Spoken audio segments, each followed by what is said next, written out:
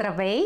Аз съм Веси Веселинова и съм от създателите на BG Books и нямам търпение да ти представя картите на знанието по български език, първа и втора част, подходящи за деца от предучилищна възраст до 5 клас. Сигурна съм, че като родител искаш да помогнеш на твоето дете в подготовката му в предучилищна и училищна възраст, за да може да се справя по-добре с материала в училище, да пише грамотно и да се изразява правилно. Именно за това ние от BG Books, заедно с помощта на специалист-педагог, създадахме този нов и различен метод. Важно е да знаеш, че това не са карти с поредната суха теория. Те преплитат знанията с играта.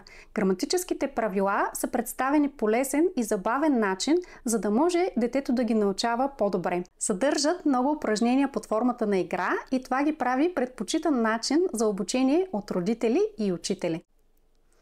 Първата част картите на знанията са 67 на брой, двустранно ламинирани и съдържат знания в направленията букви, звукове, буквосъчетания, срички, думи и образуване на думи и още много знания.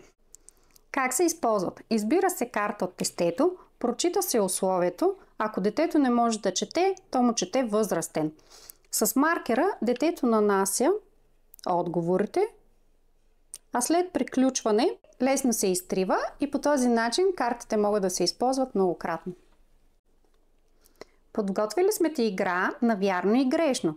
Да откриеш буква в съответната дума, да запишеш правилната съгласна или да подредиш буквите, така че да се образува правилна дума. Втората част на картите са също 67 на брой, двустранно ламинирани и дават знания и занимания в следните направления: съществителни имена, видове, членуване, прилагателни имена, степенуване и още много и много знания. Както при първата част, така и при втората, картите могат да се използват многократно.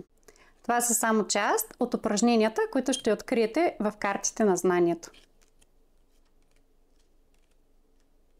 Затова не губи повече време, а попълни формата отдолу и се присъедини към нашето общество от доволни родители и учители. А картите ще бъдат при теб още на следващия ден.